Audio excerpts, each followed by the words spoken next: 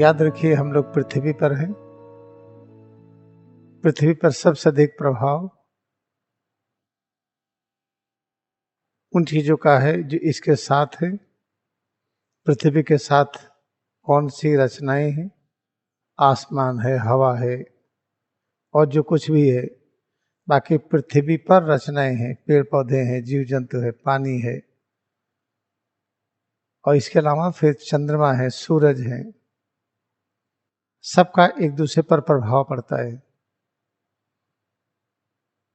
तो यहां से चंद्रमा कौन है, इनके बारे में हम जानना चाहते हैं। इस अज्ञानता को कहते हैं दूरी, जिसको इग्नोरेंस है।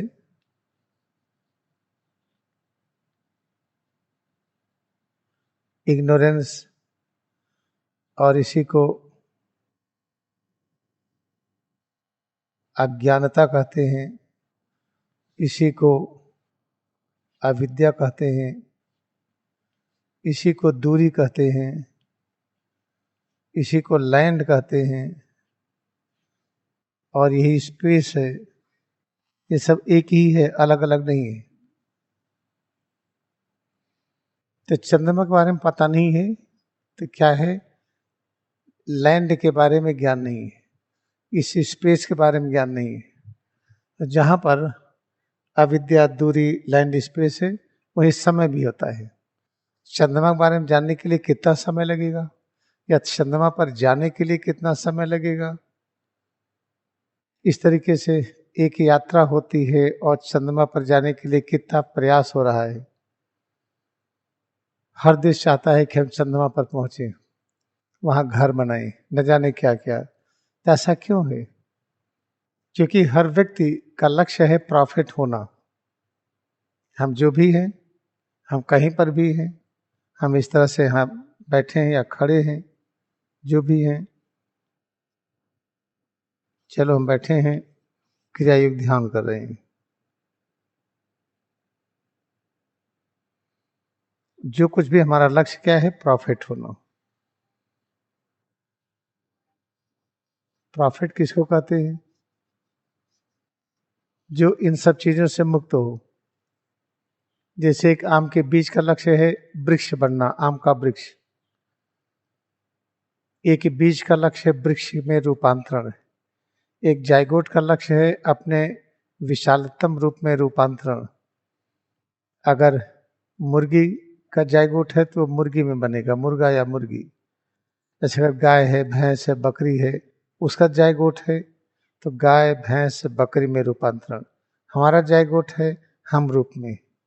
ऐसे हर बीज का लक्ष्य है वृक्ष में रूपांतरण। तो ये जो कुछ भी है, हमारा लक्ष्य है प्रॉफिट होना। इसको मान लीजिए कि बीज है, ये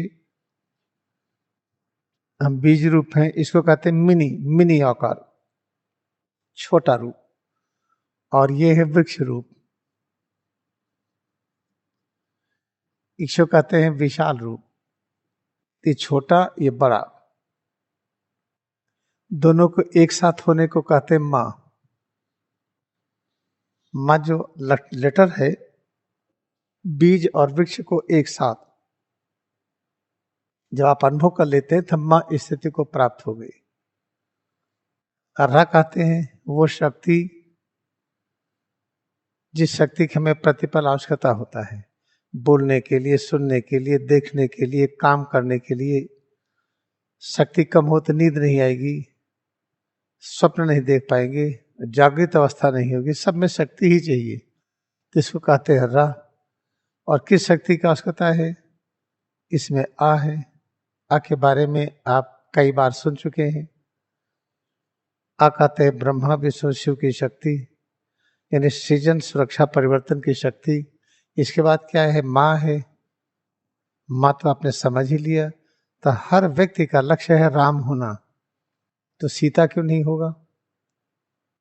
राम की स्थिति में चाहे जो पहुंचे, चाहे जिसको कहते हैं स्त्री या पुरुष, महिला या आदमी, मेल या फीमेल, दोनों को राम कहते हैं।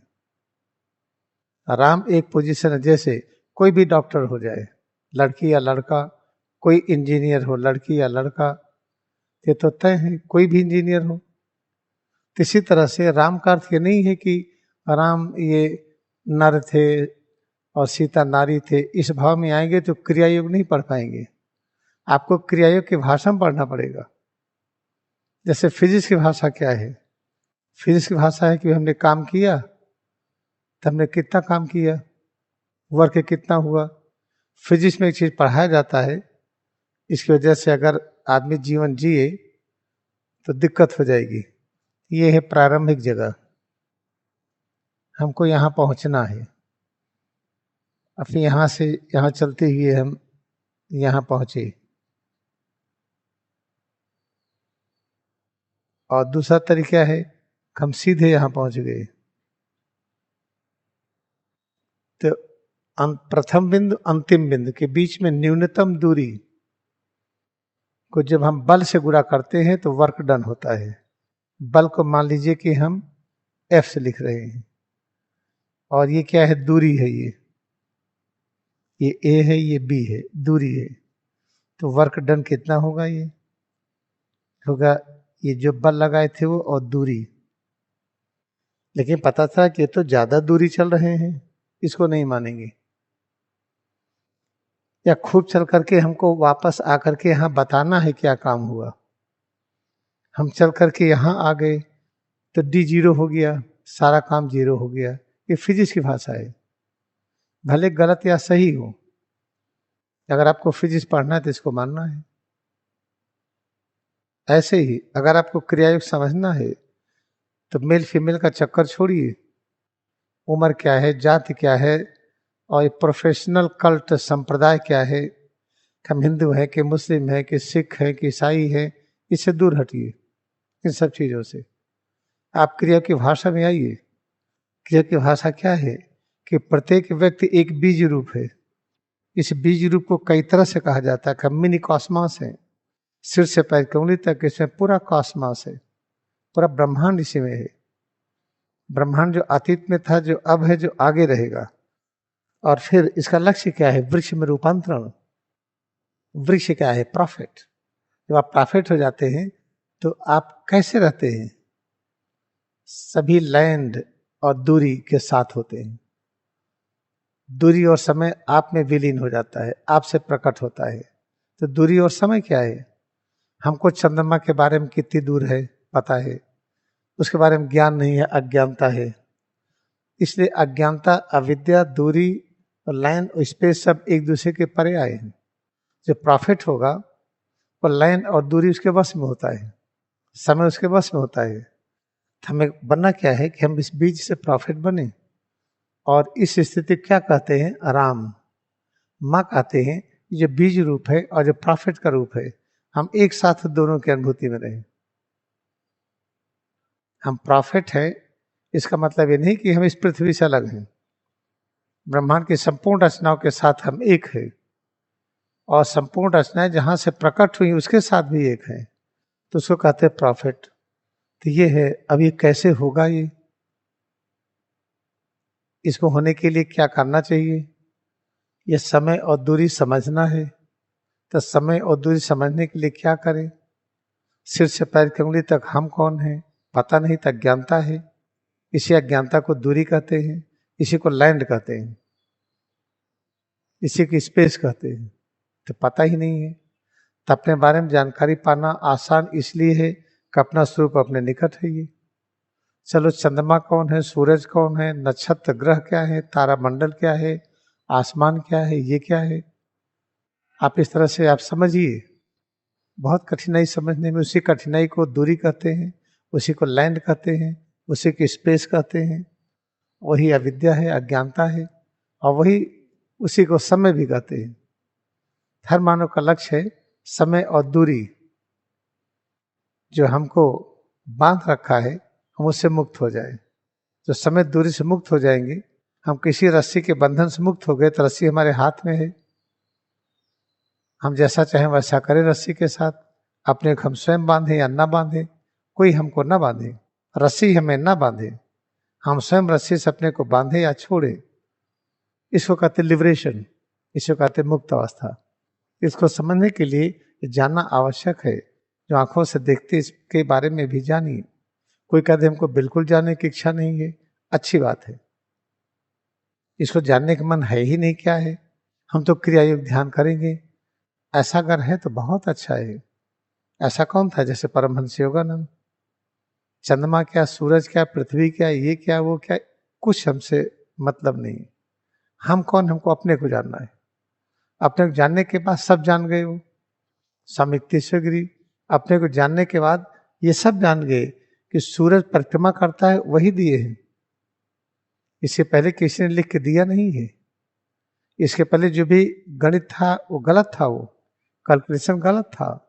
उस गलत गणित की वजह से ये बताया जाता है कभी कलिकाल है ये। हम तो अंधकार पीरियड में है। कलिकाल का 5000 कुछ वर्ष चल रहा है, संधिकाल 36,000 का है और मुख्य कलिकाल 4,32,000 का है। और ये भी कितना गहराई में आएंगे, कितने अज्ञानता में आएंगे, और संजोग से सही नहीं है। अगर स्वामी तीर्थगिरी न होते तो कैसे होता ये? तो स्वामी तीर्थगिरी प्रॉफिट है, वो न्यूनतम से लेकर के प्रॉफिट तक दोनों के साथ सम्यक है। इसीलिए तो युग की गणना उन्होंने जो करके दिया बहुत बड़ी चीज है।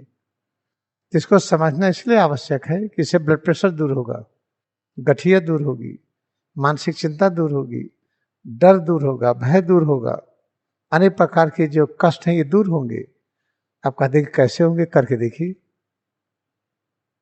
आप समझ के देखिए। जिस दिन युग के बारे में समझ जाएंगे, रटेंगे नहीं, समझ आ जाएगी, उस दिन सभी बीमारियां खत्म।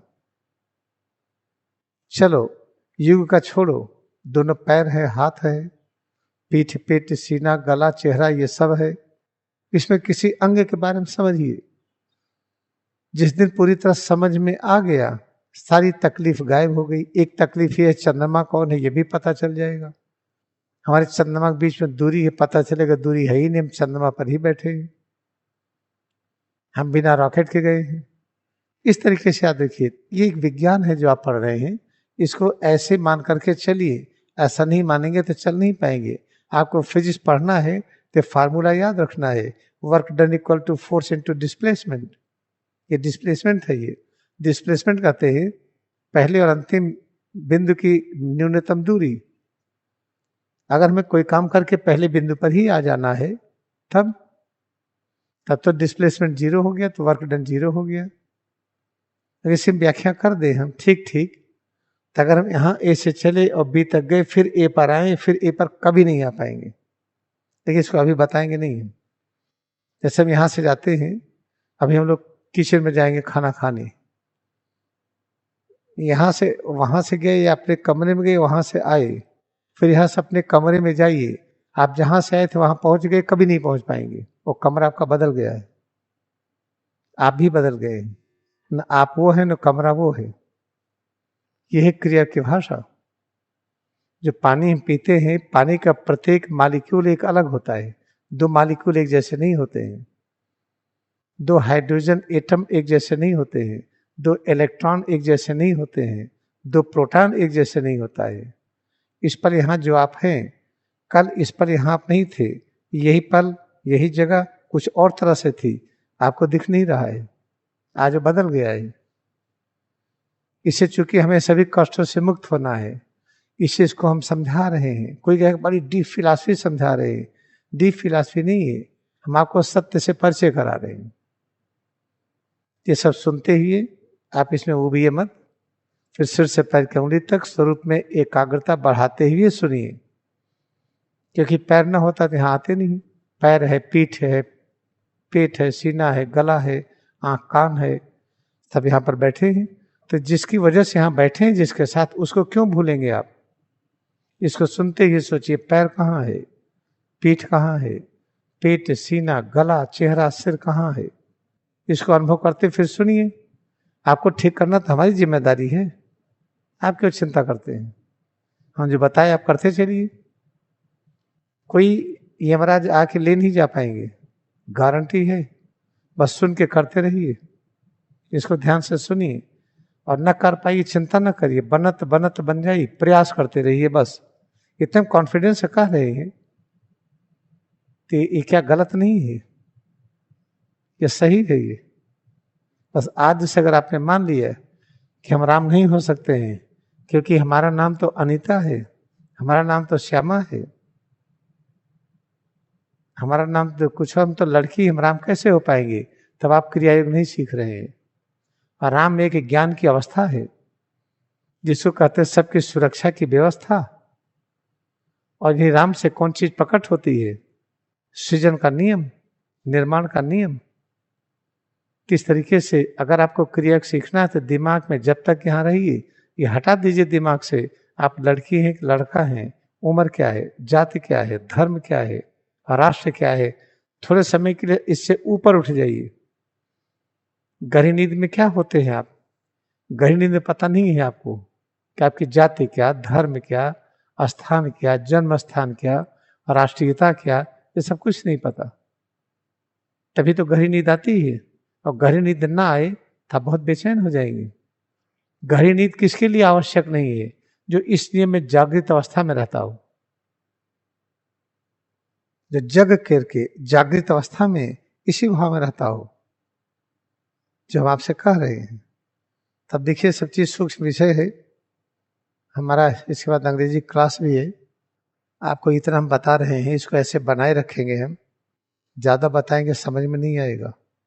अभी आज हम लैंड और एजेज बता रहे हैं ना, ये सब क्या है? लैंड है और यही एजेज भी हैं।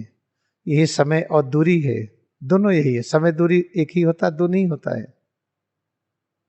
यहां से वहां तक गई, कितनी दूरी आई, कितना समय लगा? तो अगर यहां से समय लगा 10 मिनट तो दूरी कितना है? मान लीजिए 1 किलोमीटर, तो इसका अर्थ हो गया कि 20 मिनट में 2 किलोमीटर चलेंगे अगर हम ही चल रहे उसी स्पीड से।